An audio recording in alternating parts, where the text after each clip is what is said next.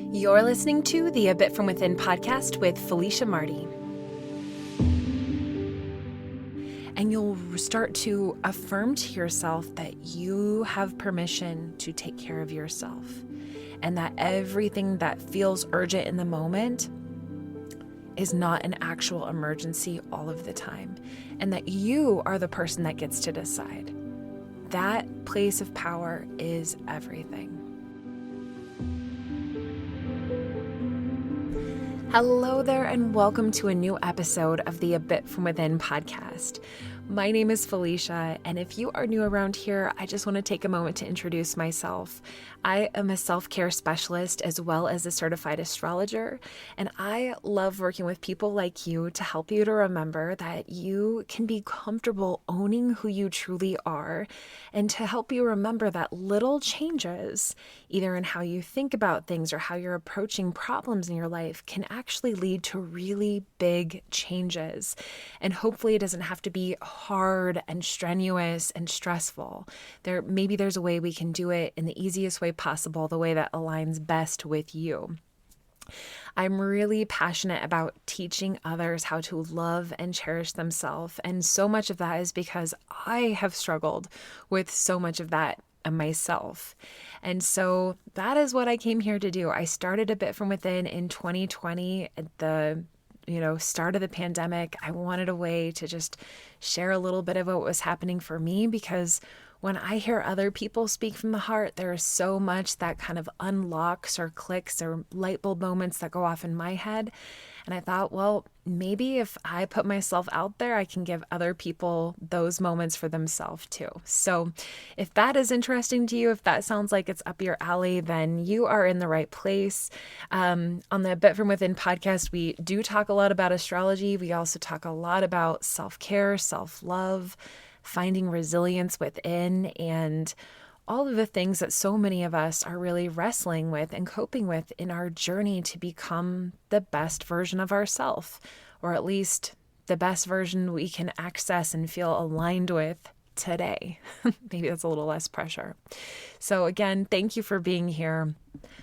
There is a lot that has been coming up for me personally this week. And one of the biggest things that I've been thinking a lot about, comparing where I'm at now to my past with this and just trying to notice it in the world around me, is those of us who struggle with our anxiety and let our anxieties dictate how we move through the world. I've really reflected on the fact that so much of what I have done in my life and how I move through my day-to-day life is to calm whatever kind of anxiety is up. If I'm feeling out of control, maybe my anxiety manifests as a desire to clean everything or to organize things.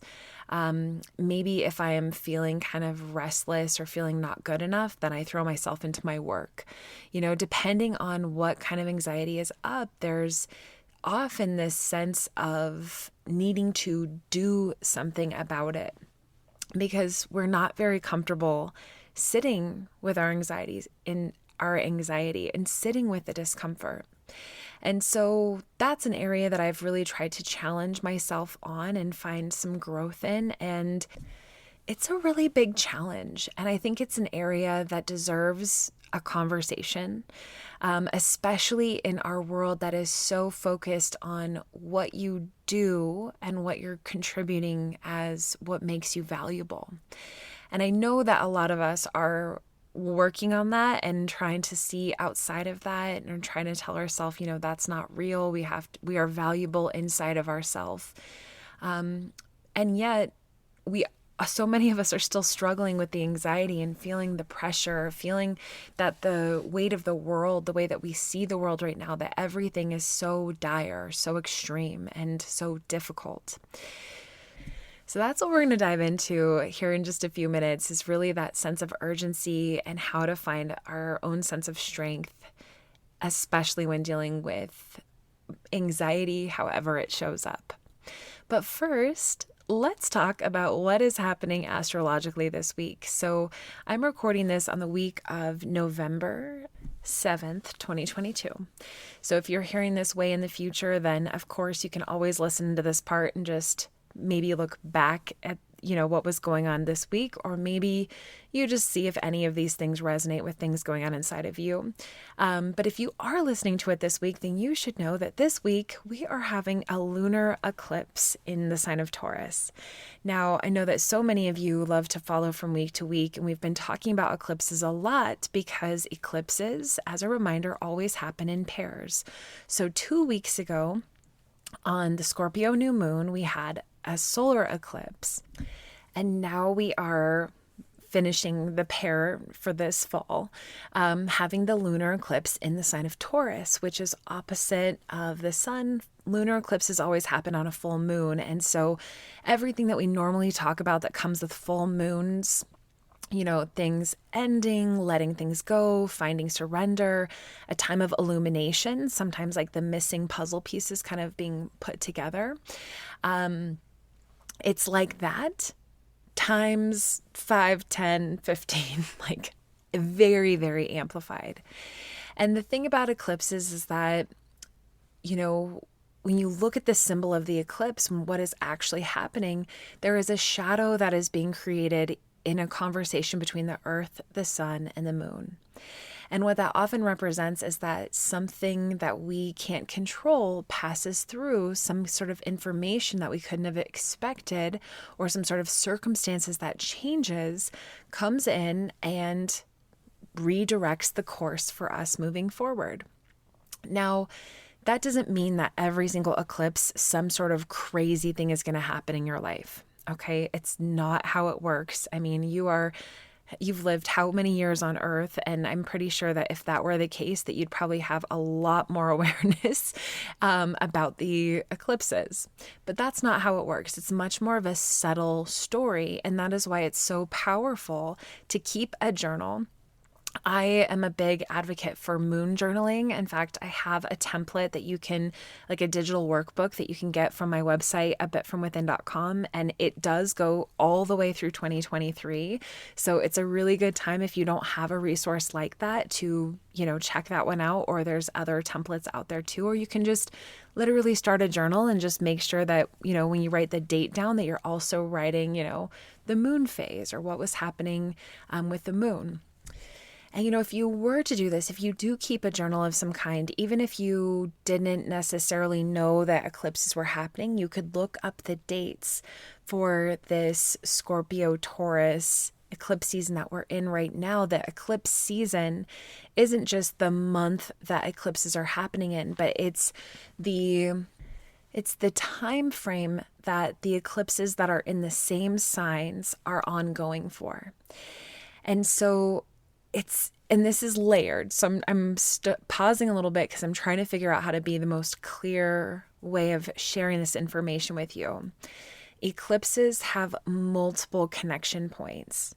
Sometimes they say that eclipses kick off a 6-month period of something new, but also eclipses kind of bookend the conversation from the last 6 months that things were happening.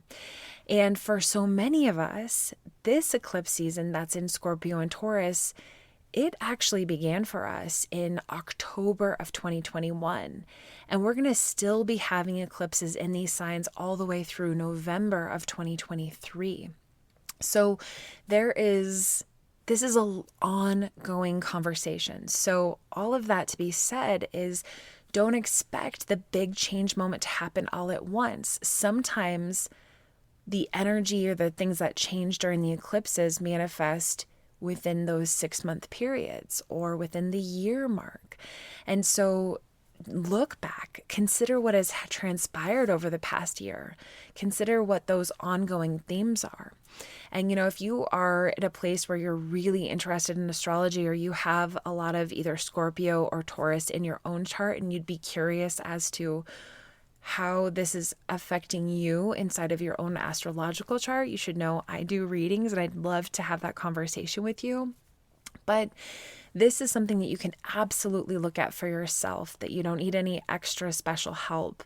Of course, in all of my guides and in all of the self-care guides, I try to share a lot of information that is digestible so that you can kind of think a little bit harder about some of these themes. But truly, if you're at the beginning or if you're not quite sold on all of this, my biggest takeaway would be write down, especially right now during the lunar eclipse, what are the things that just aren't working for you anymore? Like, what are those big red flags coming up in your life that are helping you know without a shadow of a doubt that you are done with certain themes, that you are being pulled into new areas, into new pathways, and how is that manifesting for you? During eclipses, I don't really recommend any kind of deep ritual work as far as setting intentions or activating anything. But I will say that this lunar eclipse is a really, really good time to find a place of healthy surrender. And that is part of the reason that we're going to be talking so much about, control issues and feeling anxiety and how it manifests in a way that makes us feel like we have to control things. Because this is our opportunity to let that stuff go. And in a very tangible way, I will say that if you are feeling really tired right now, especially I think over the past 2 weeks, if you're feeling low energy, this is a time when you can just start to settle, when it's okay to reschedule things, to cut back in certain areas, to not feel like you have to push yourself so hard. Listen to the energy. If you feel quiet, if you feel like you're slowing down, all of that is absolutely okay and should be honored in your life. Now, if you're curious, I do for this month inside of the lunar self-care guide that I created specifically for this lunar cycle, there is a full moon ritual on letting go. It's kind of a cool one. At first, I felt like this might be a little weird, but then also being weird or having weird thoughts is just so subjective, and there's so many people that love unique ritual ideas. And so this one takes place in the bathtub or in the shower, and the full instructions are in that guide. So if you are interested and you want to read it, well, one, Patreon members, you've already got the guide. So look it up right now. This would be a great time to treat yourself to that luxurious bath. And there's a really beautiful container for that letting go exercise. And if you're not a Patreon member, consider joining our Patreon.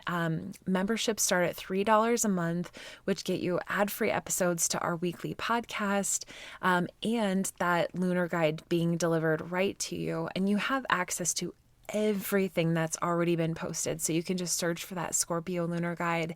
And if you want, you can even go back to the Taurus one that was dropped in. It was probably end of April. I feel like it was like April 30th. If I could be very off. That's off the top of my head. And you could maybe go back and see some of those themes that I was writing about then and see how they connect or maybe have manifested in your life over the past 6 months. This is a good time of reflecting. Okay, I think that'll do it for our Astro check-in. Let's take a quick break. And when we come back, we'll dive into sense of urgency, dealing with anxiety, and lots of help and inspiration to help support you. So I am just curious, and you can DM me or email me, or you can let this be a rhetorical question that you just kind of sit with. It's the question that I've been asking myself, which is, why do I feel like everything has to be so urgent?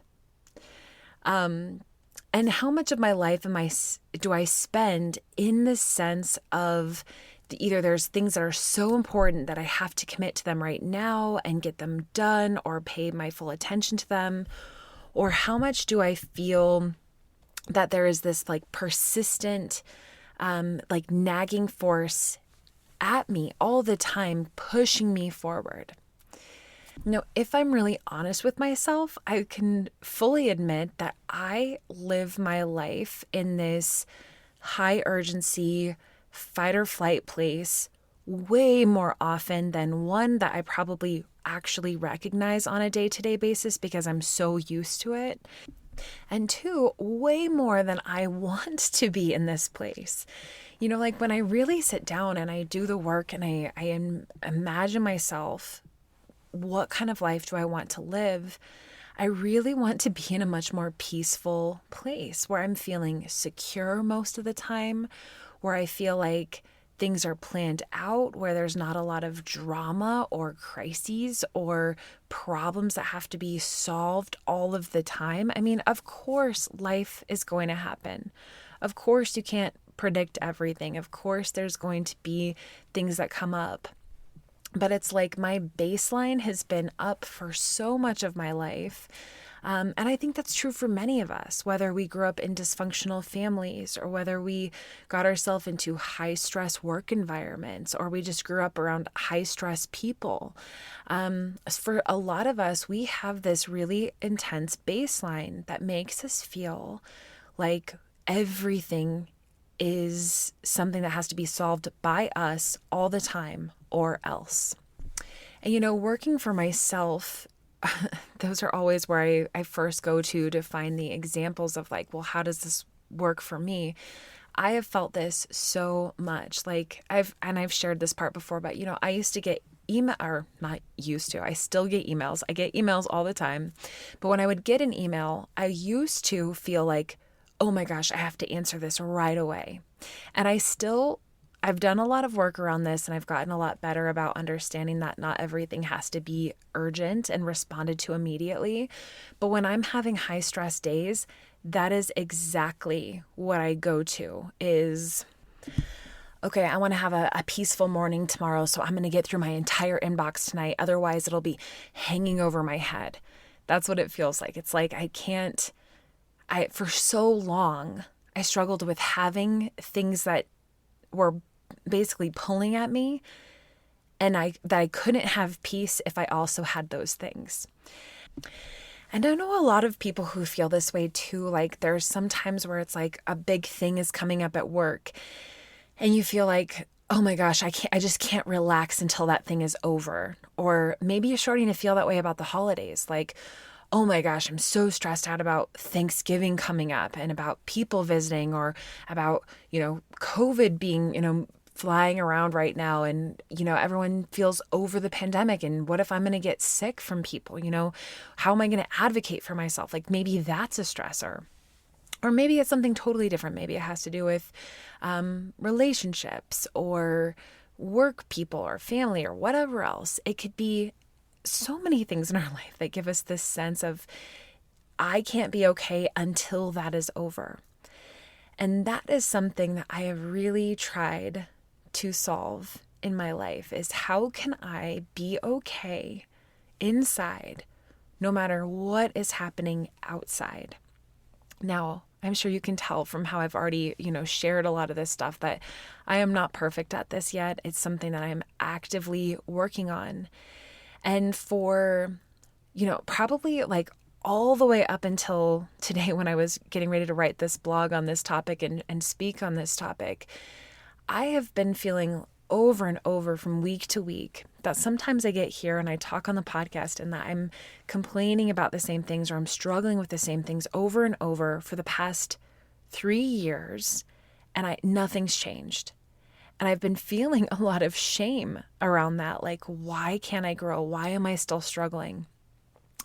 And then I realized today, as I was really reflecting on many of these kind of things, like the sense of urgency, the anxiety, the feeling of surrender, like how to find security within, I realized, no, I've made some big progress in these areas and I am so proud of myself. And it's not perfect, but it's come a long way from where it used to be.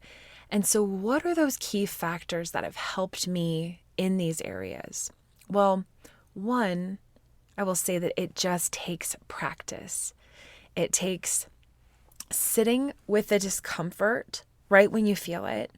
And there's that sense when you feel that anxiety, that jolt of urgency that moves you forward, that makes you feel like, okay, I'm going to go call this person, or I have to text this person back, or I've got to go put out this fire and I've got to cross this off my list.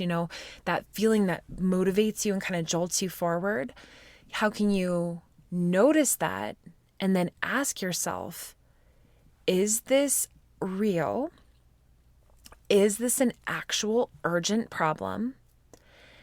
And the other thing I've asked myself in these moments now is there anything else that is more important than that right now? And that has been one of my biggest key questions, because for so long, I felt like that sense of urgency was so important that I just let it take me there. But when I would stop and really ask myself, is there anything else that's more important right now? A lot of times I'd start to realize, like, yes, actually, there's this thing that's more important, or fulfilling this need inside of myself is going to actually help me show up for that conversation a lot more prepared or better equipped to be able to do that, or, whatever, to face whatever was that thing, that urgent thing was. And so I practiced doing the things that were actually more important first, and then getting to the urgent thing. And you guys, I mean it when I say that these are not actual urgent problems that are happening. It's not like, oh, hey, my boyfriend needs to go to the emergency room. Like, that is an actual urgent problem where I shouldn't be asking myself, is there anything more important than this right now? No, there's nothing more important than that right now. I'm talking about things like last week during Halloween, we didn't have any Halloween candy, and it was almost time for like trick-or-treaters to start coming around. And I had just kind of noticed out loud, I'm like, we don't have any Halloween candy. And instead of dropping everything I was doing to run to the store to go get candy, when honestly, like, we never have trick-or-treaters. We've maybe had like one each Halloween for the past, so many years. And so for the past years, we get all this candy and then we end up having to eat it ourselves because we don't have any trick-or-treaters. But that's a good example. And what I would have done in the past, I would have dropped everything that I had already been going on last week, got in the car, got the candy, especially because it's something that like Dave really likes. And instead, this year, I was in the middle of, I wanted to get a workout in. And I thought to myself, you know what? We don't have candy this year. I'm just going to leave the porch light off. And this is a little bit of a less festive year. And I'm going to do my thing. And that'll be that. And I didn't feel like having to go fulfill this tradition was more important than me figuring out what my priority was. And for me that day, it was to spend time doing what I had already set my mind to. Now, would it have been just as fine for me to say, yeah, actually, it's Halloween and this is something that we want to do and I want to have candy and enjoy the night and that's a priority? Yeah, that also would have been fine. But in this case, that wasn't the truth for me. And so being able to acknowledge it and practice it and then let go and just be able to be where I was at. And another area like this that I think a lot of us can resonate with does have to do with our jobs. And for me, when I graduated from college, I started working at Starbucks. And I swear that was one of the worst places for me to get into an unhealthy work-life balance. I think I was already predisposed to be a little bit more work heavy than home heavy. But there it was like everything was urgent all the time. Like the customer needing a cup of coffee was urgent. Working through your 10-minute break in order to help out your team, that was urgent. Coming in on your day off because somebody called out, that was urgent. There's so many things like that. And I think that no matter what your experience or your job is, in our society, there is such a heavy sense of due diligence when it comes to our jobs. It could be clients messaging you or your teammates messaging you or calling you when you're out of of work, and you taking all of this time and resources and energy to go above and beyond, even when you should be having your time protected. And, I wish that, I don't wish, because it all worked out exactly as it was supposed to. But becoming a business owner for myself and working for myself, I would get to the place where I felt like any possible need a customer had at any moment was so urgent that I had to put down everything I was doing. If I was spending time with family on, a weekend or going out to lunch with them, if I got a call or an email during that time, I would look at that email and I would start responding, or I'd step outside and take a phone call. And so often, if I would have been able to ask myself in those moments, can I do this in 30 minutes? Can I do this in an hour? Those answers would have been yes. And that is where I've had to really find growth within, is really forcing myself to exercise. Is there a more optimal time for me to do this? And now the other area that I've noticed this come up for me a lot is in relationships. And my relationship with Dave has taught me so much about having an inner sense of security and having patience and being willing to come back to a conversation when the energies aren't as high. For Dave and I, we are both very passionate, we're like a strong cup of tea, both of us. And we're both water signs that have a lot of emotional intensity. And so for us, so often it would be like the wind and the water would get going. We'd just clash together and it would be so big. And it felt like I used to feel such a strong sense of urgency for like, are we okay? I definitely have this anxious attachment where I would feel like I need reassurance from him that we're going to be okay and that it's okay, or that we're still good, just all of those feelings that we can find closure on this issue, that we've worked it out completely.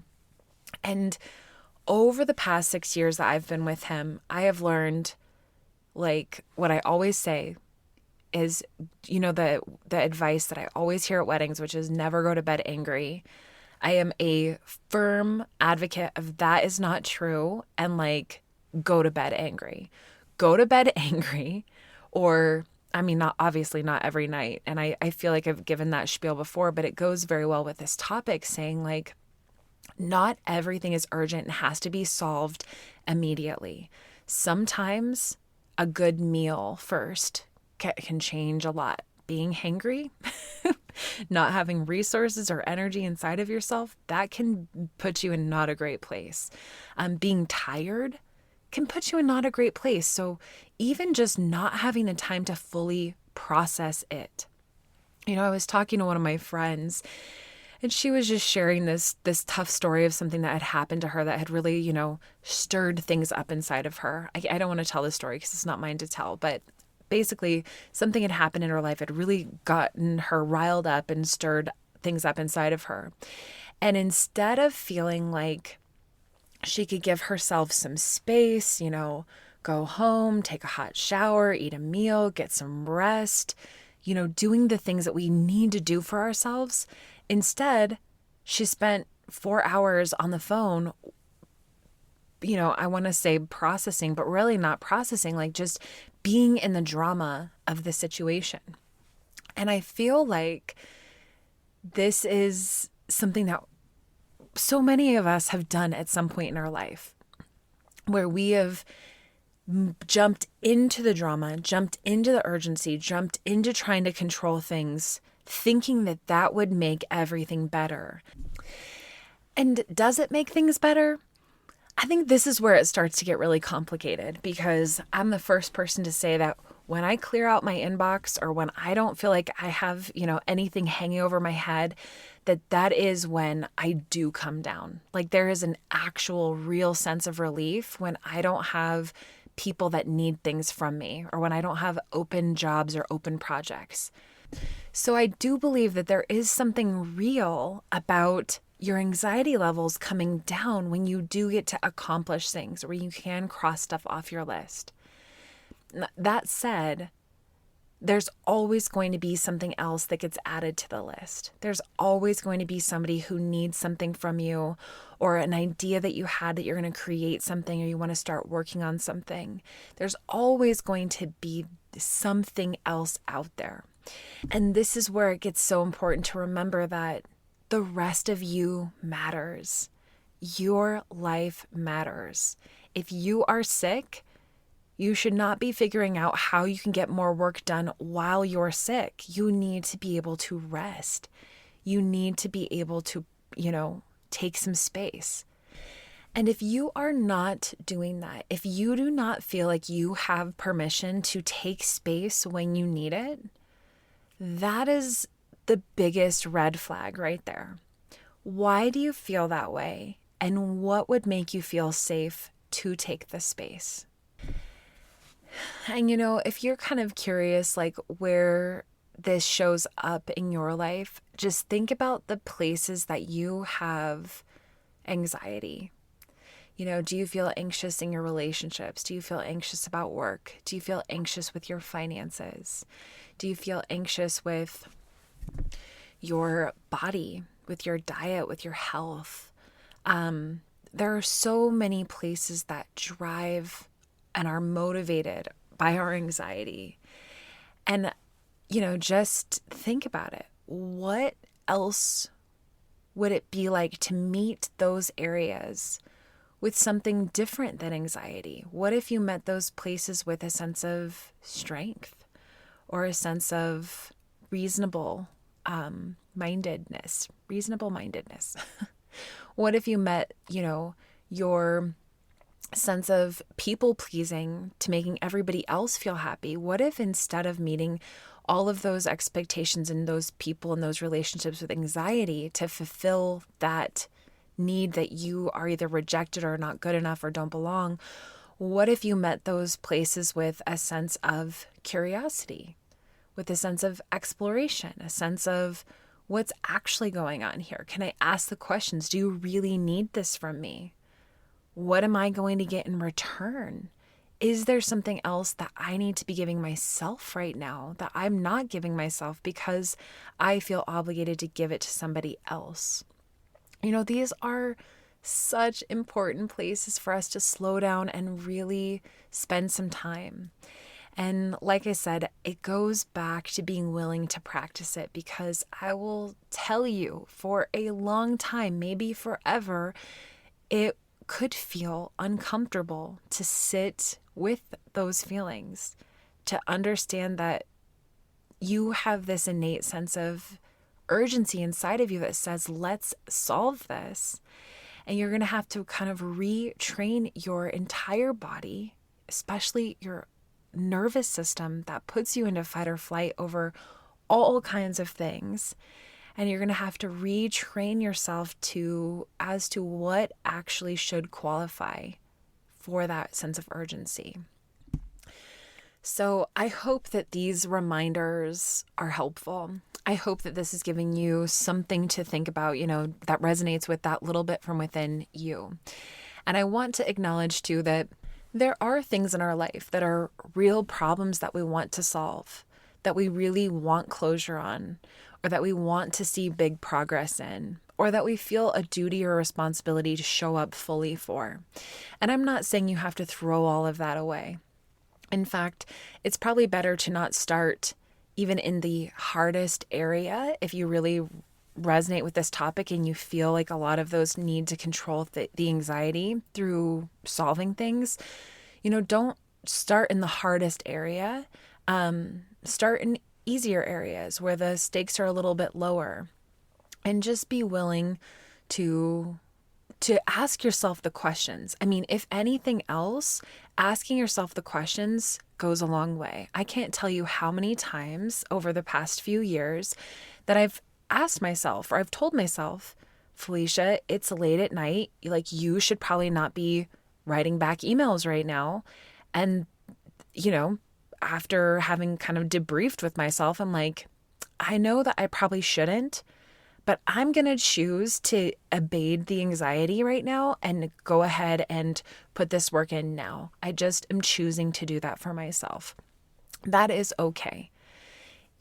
Doing that mindlessly is the part that I'd love to offer you that little bit of place of progress. Stop moving through that mindlessly. Even if you just have to acknowledge, I'm doing this with a sense of urgency because I feel out of control right now. That already right there that's that small change. At the beginning I was talking about how small changes can lead to big shifts in your life.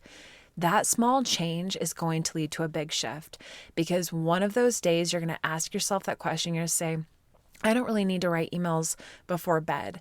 I don't need to be doing this to myself. And you're going to say, exactly. You're going to close the office door and you're going to walk out of the room and you're going to give yourself something you need. Or you're going to be in a fight with your partner and you used to feel like, no, we're going to solve this before you go to work, or before we do this, or before dinner happens. Like, we are going to figure this out. And instead you're going to say, you know what? It is okay if we come back to this later. I'm going to think about this a little bit more, or I'm going to give you some space to cool down, and then we can circle back. And you'll notice that it will happen, that shift will, that little switch inside of yourself will flip over. And then you will circle back and it will be okay. Or that person that wants you to call them back, when you do call them back, that life keeps going. And you'll start to affirm to yourself that you have permission to take care of yourself. And that everything that feels urgent in the moment is not an actual emergency all of the time, and that you are the person that gets to decide. That place of power is everything. So I hope all of this has been encouraging and supportive for you. I think that is where we will end today's episode. Let's do a card drawing. I know that so many of you are fans of the Animal Spirit deck. This is the one by Kim Krans. So we're going to see what Animal Spirit is going to come through today. So just shuffle these cards. Let's see what we get. See how the universe wants to contribute to today's conversation. Okay. You are not going to believe this, because I hardly believe this, but we got the owl card. Now, if you listened last week, I told this story about how on the solar eclipse, which was 2 weeks ago, that I saw an owl outside of my house. And last night, I was out with a friend, and when I got home, I walked into the bedroom. It was dark, and I was on my phone trying to switch to turn the light on. And I hear through the open window, screech, screech. And I thought, oh my gosh, it's him. He's back. Or she's back. The owl's back. So I run to the window, and it's dark in the room, and I'm just looking at all of the trees. I mean, it's really hard to see, although there is one very annoying bright lamppost out there. And I thought maybe this will help. And I was standing in the dark, and I had my binoculars, and I just was scanning the trees. I was trying to listen to the noises. And I found her. She was sitting on this branch, screeching, looking around. And I watched her for maybe 20 minutes. And finally, Dave and I broke out the camera, and we were able to get a beautiful picture of her. And I was going to say something as I was shuffling the cards. I was going to say, wouldn't it be weird if I pulled the owl card? And I'm kidding you not, that I just pulled the owl card. So I can tell you that the owl energy is strong in my life right now. Let's see what Kim Krans has to say about the owl animal spirit. The owl is a mysterious and otherworldly creature found in folklore from east to west. The white owl in this particular deck is the companion of the goddess Lakshmi and represents wealth, beauty, and good fortune.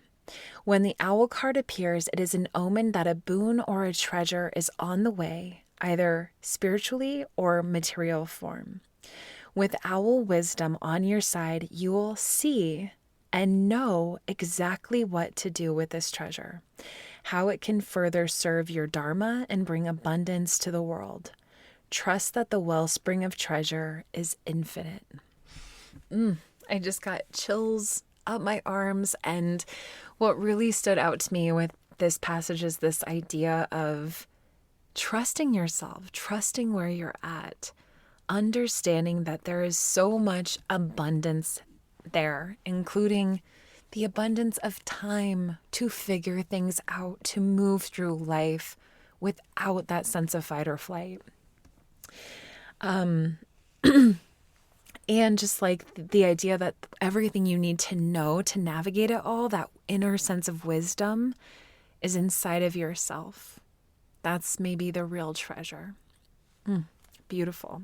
If you have any other thoughts on what the owl might be meaning right now, please feel free to let me know. And look for owls. So powerful.